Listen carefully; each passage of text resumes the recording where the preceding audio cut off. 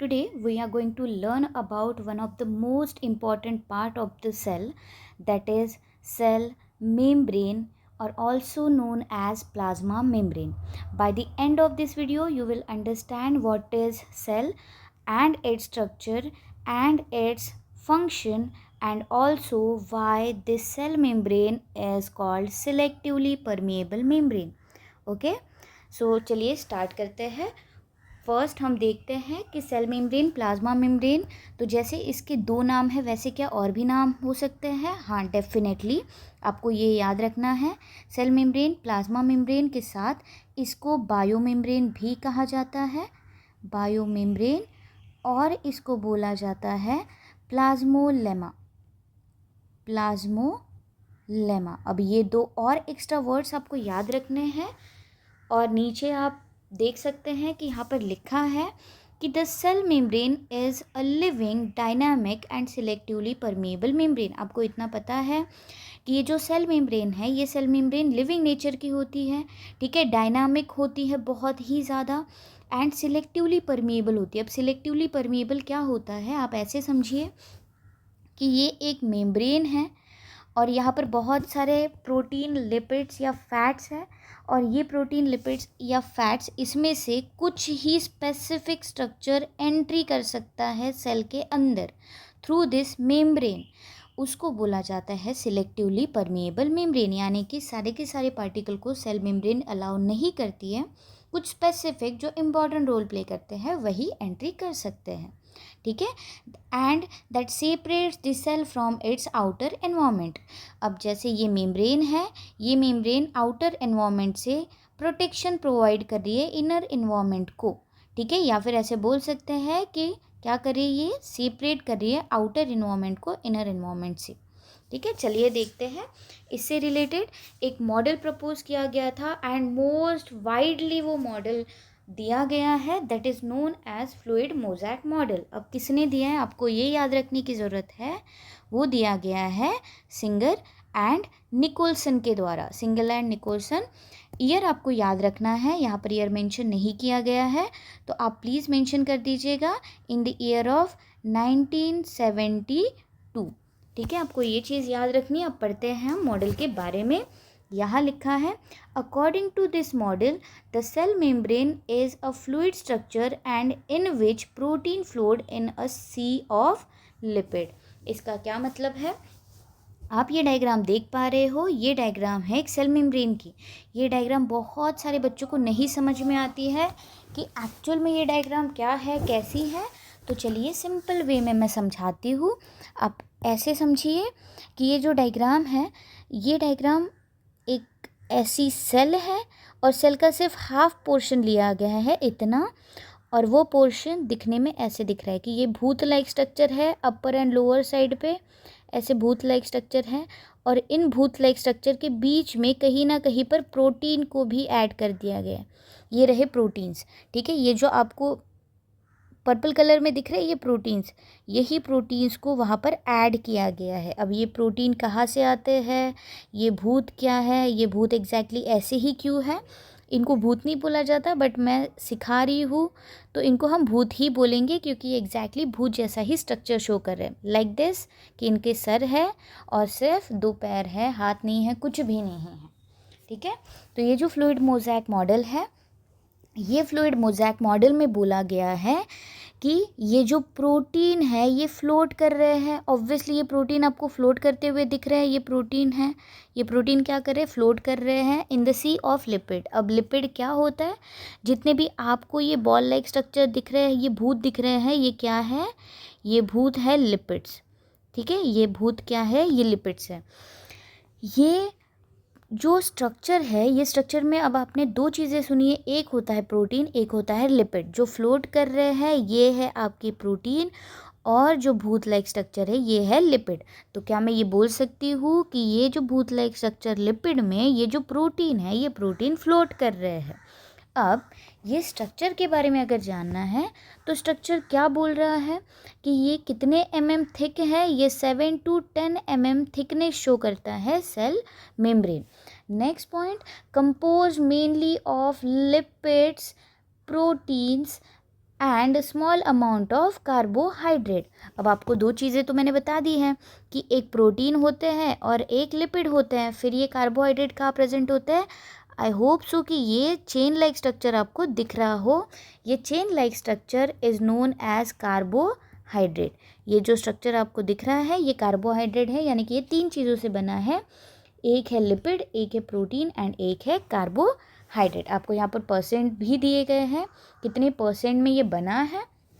Next देखते हैं हम, lipids are mainly phospholipids, glycolipids and cholesterol. अब कोलेस्टेरॉल एक और वर्ड ऐड हो गया है, तो कोलेस्ट्रॉल क्या होता है। कोलेस्ट्रॉल ये आप देख सकते हो कि जो ऑरेंज कलर में कहीं ना कहीं पर छुपा पड़ा है, ये है कोलेस्ट्रॉल। कोलेस्ट्रॉल क्या करता है आगे देखेंगे, बट आप एक बात याद रखिएगा, ये सेल के स्ट्रक्चर को और सेल के अंदर की फ्लूइडिटी को मेंटेन रखने का काम करता है। नेक्स्ट देखते हैं हम, protein are of two type. अब ये जो मैंने प्रोटीन बताए थे, ये रहे प्रोटीन। ये प्रोटीन दो टाइप के होते हैं। जो प्रोटीन बाहर के साइड पे प्रेजेंट होते हैं उसको बोला जाता है एक्सट्रिंसिक प्रोटीन। यहाँ लिखा होगा, ओके ये देखिए, ये रहे एक्सट्रिंसिक प्रोटीन, जो कौन से रीजन में प्रेजेंट है, ये आउटर रीजन में प्रेजेंट है, ठीक है। और ऐसे प्रोटीन जो इंटरनल रीजन पे प्रेजेंट है, ये वाले प्रोटीन, ये बड़े बड़े से प्रोटीन दिख रहे हैं आपको, ये प्रोटीन कौन से प्रोटीन कहलाएंगे, इंट्रिंसिक और इंटीग्रल प्रोटीन, जो कौन से साइड में प्रेजेंट है, इनर साइड में प्रेजेंट है, या फिर अंदर धसे हुए हैं, एम्बेडेड पोजीशन में प्रेजेंट है, ठीक है। नेक्स्ट देखते हैं हम कि carbohydrates are present as glycoprotein and glycolipid on the surface. अब ये बहुत सारे बच्चों को इसमें कन्फ्यूजन होता है कि मैम आप तो प्रोटीन एंड लिपिड तो बता रहे हैं, बट इसमें तो एक और वर्ड यूज़ किया गया है, ग्लाइकोप्रोटीन एंड ग्लाइकोलिपिड। अब ग्लाइकोप्रोटीन एंड ग्लाइकोलिपिड का मतलब क्या होता है, बहुत ही सिंपल है। बायो इतना कोई रॉकेट साइंस नहीं है, अगर आपको वर्ड्स को तोड़ना आए तो। यहाँ देखिए क्या लिखा है, glyco protein, glyco lipid. Glyco मतलब क्या होगा, ग्लूकोज। प्रोटीन मतलब क्या होगा, प्रोटीन, ठीक है। इन दोनों को जब प्लस करेंगे, इन दोनों को जब मर्ज करेंगे तो क्या बनेगा बेटा, ये बनेगा ग्लाइकोप्रोटीन। सेम यहाँ पर ग्लूकोज है और सेम यहाँ पर प्रोटीन की जगह क्या प्रेजेंट है, प्रोटीन की जगह प्रेजेंट है लिपिड, तो क्या बन जाएगा, ग्लाइकोलिपिड। अब समझ में आया, ओके। तो चलिए अब इसके फंक्शंस पे चलते हैं, और इसके जब फंक्शंस की बात कर रहे हैं तो क्या आ रहा है, फर्स्ट कि form a boundary and give shape to the cell. Obviously boundaries form कर रहा है, क्यों, क्योंकि सेल मेम्ब्रेन क्या होता है, आउटर मोस्ट मेम्ब्रेन होती है जो सेल एनिमल सेल में प्रेजेंट होती है, तो ये ऑब्वियसली बाउंड्रीज प्रोवाइड करेंगे एंड शेप भी प्रोवाइड करेंगे, किसको, अंदर के साइटोप्लाज्म को होल्ड रखने का भी काम ये करते हैं, ठीक है। Protect the cell from mechanical damage, कोई अगर एंट्री करने की कोशिश कर रहा है तो उससे डैमेज प्रोटेक्शन कौन प्रोवाइड करता है, ये सेल मेम्ब्रेन प्रोवाइड करती है। Next, regulate the movement of substance in and out, जैसे मैंने ऑलरेडी बता चुकी हूँ कि सिलेक्टिवली परमिएबल है, तो क्या एंट्री एंड एग्जिट को रेगुलेट करने का काम करेंगे। Next, help in cell communication. अब ये आपके लिए नया वर्ड है, हेल्प इन सेल कम्युनिकेशन क्या होता है, जैसे आप अपने दोस्तों से बात करते हैं, किसी कॉपी की ज़रूरत पड़े, किसी नोट्स की ज़रूरत पड़े कि आपने आज स्कूल मिस कर दिया है, तो ऐसे टाइम पे आप कम्युनिकेट करते हो, वैसे ही सेल भी कम्युनिकेट करती है। कुछ चीज़ों की अगर उन सेल को ज़रूरत हो तो सेल कम्युनिकेट करके उन सेल को मांगती है, ठीक है, that is known as cell communication. Recognization मतलब भी उसी कैटेगरी में आया। Next, site for some enzymes and biochemical reaction. अब इसमें क्या हो रहा है, कुछ एंजाइम्स भी बन रहे हैं एंड क्या कर रहे हैं, क्या फंक्शन परफॉर्म कर रहे हैं, बायोकेमिकल रिएक्शन परफॉर्म कर रहे हैं। अब जो मैं आपको अब तक भूत भूत बोलती आई हूँ, वो भूत के बारे में थोड़ा सा जानते हैं। तो भूत के पास एक हेड होता है और भूत के पास 2 टेल होती है, ठीक है। ये रहा भूत का हेड और ये रही भूत की टेल। ये जो हेड पोर्शन है, उस हेड पोर्शन को बोला जाता है हाइड्रोफिलिक हेड, और टेल पोर्शन को बोला जाता है हाइड्रोफोबिक टेल।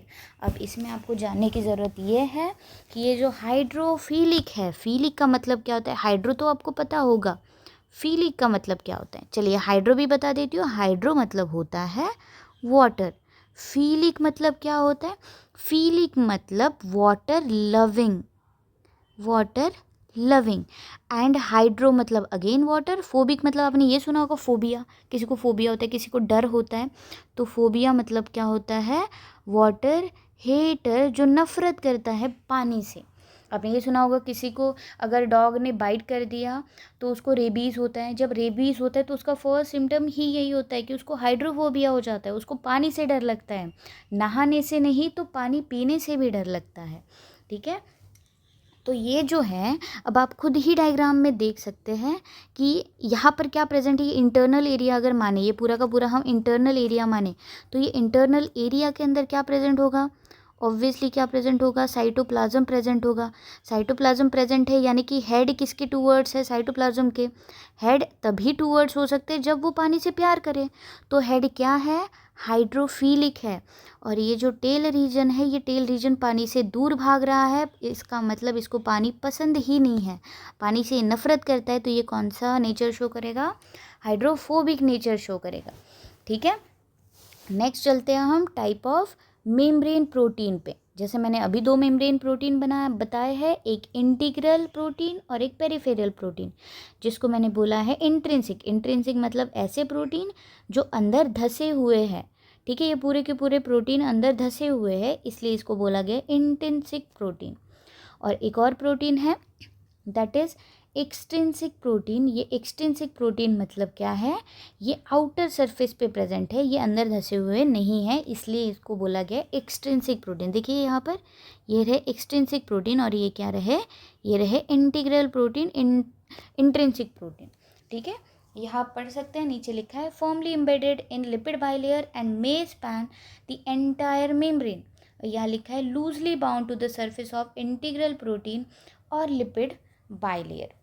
नेक्स्ट बात करते हैं हम कोलेस्ट्रॉल की। मैं ऑलरेडी एक चीज़ बता चुकी कि कोलेस्ट्रॉल क्या फंक्शन परफॉर्म करता है? स्ट्रक्चर प्रोवाइड करता है प्लस फ्लूइडिटी भी मेंटेन रखता है। यहाँ देख सकते हैं हम present between the phospholipid molecule. अब ये जो फॉस्फोलिपिड मॉलिक्यूल्स है, ये मॉलिक्यूल्स के इन बिटवीन प्रेजेंट होते हैं कोलेस्ट्रॉल के पार्टिकल्स। क्या फंक्शन परफॉर्म करते होंगे? Regulates fluidity and stability of the membrane. Fluidity मतलब उसके अंदर के फ्लूइड स्ट्रक्चर को स्टेबल करने का काम करते हैं। More in animal cell than in plant cell. Animal cell में सबसे ज़्यादा प्रेजेंट होते हैं। अब आपको ये चीज़ को याद रखना है, मैं इस चीज़ को हाईलाइट कर देती हूँ थोड़ा सा, ताकि आप इस चीज़ को याद रख सकें। नेक्स्ट बात करते हैं हम इसके कुछ फीचर्स की, कैरेक्टरिस्टिक्स की। उसमें से एक कैरेक्टरिस्टिक्स है सिलेक्टिवली परमिएबल। अब मैंने सिलेक्टिवली परमिएबल का भी जब लेक्चर स्टार्ट किया था तभी मैंने इसके बारे में बताया था। सिलेक्टिवली मतलब क्या होता है? सिलेक्ट करके ही अलाउ करना। यानी कि देखिए यहाँ लिखा है allow some substance to pass through while restricting other. सिर्फ कुछ ही सब्सटेंस को एंट्री दी जाती है, बाकी सारे सब्सटेंस को अलाउ किया ही नहीं जाता। जिनकी ज़रूरत है उन्हीं के लिए ये मेम्ब्रेन सिलेक्टिवली परमेबिलिटी शो करती है।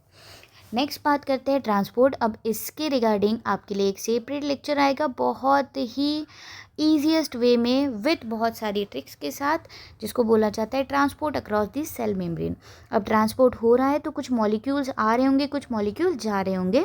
कितने टाइप के ट्रांसपोर्ट होते हैं सिर्फ अभी आप सुन के रखिएगा, नेक्स्ट लेक्चर ज़रूर आएगा जिसमें आपको ये एक्सप्लेन कर दूंगी मैं कि डिफ्यूजन क्या होता है, ऑस्मोसिस क्या होता है, फैसिलिटेटेड डिफ्यूजन क्या होता है, active passive transport, endocytosis, exocytosis क्या होता है, सब कुछ। ठीक है, next function in detail cell communication and cell recognisation. अब cell communication and cell recognisation में हेल्प कौन करता है? वो करते हैं जो कार्बोहाइड्रेट्स की चेन प्रेजेंट होती है, वो कार्बोहाइड्रेट की chains plus glycoprotein and glycolipids help करते हैं। किस चीज़ के थ्रू हेल्प करेंगे? सेल सिग्नलिंग के थ्रू, यानी कि सेल सिग्नल भेजेगा एक सेल से दूसरी सेल के पास फॉर रिकॉग्नाइजेशन।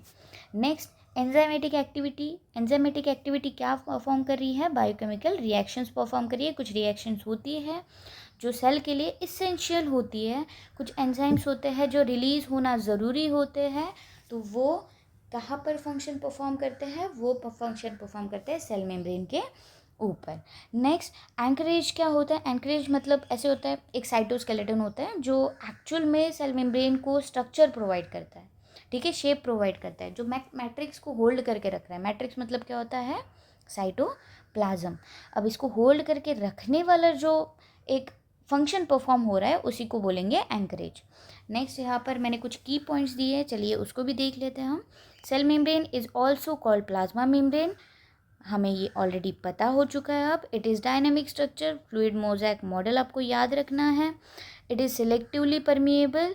अब मुझे आप कमेंट बॉक्स में बताइएगा कि अगर सेल मेम्ब्रेन सिलेक्टिवली परमिएबल है तो सेल वॉल कौन सी परमिएबिलिटी शो करती होगी, ठीक है। Next, made up of lipid, protein, carbohydrate plus एक और चीज़, दैट इज़ कोलेस्टेरॉल, ये नहीं भूलना है आपको।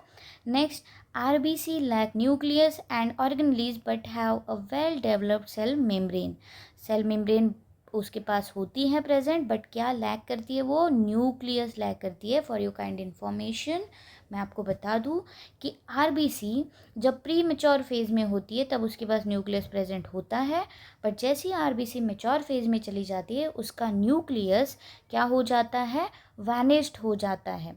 क्यों वैनिश्ड हो जाता है? अब ये आप कमेंट बॉक्स में बताइए। अगर आपको नहीं पता हो तो उसके ऊपर भी मैं एक छोटा शॉर्ट वीडियो डेफिनेटली बनाना चाहूँगी। ये रहे नीट PYQ। अब आप बिना आंसर देखे आप पहले सॉल्व करके देखिएगा, और अगर आंसर आपने देख लिया हो तो आप ये सोचिएगा कि यही आंसर क्यों आता है या फिर यही आंसर क्यों है, ठीक है। Thank you so much.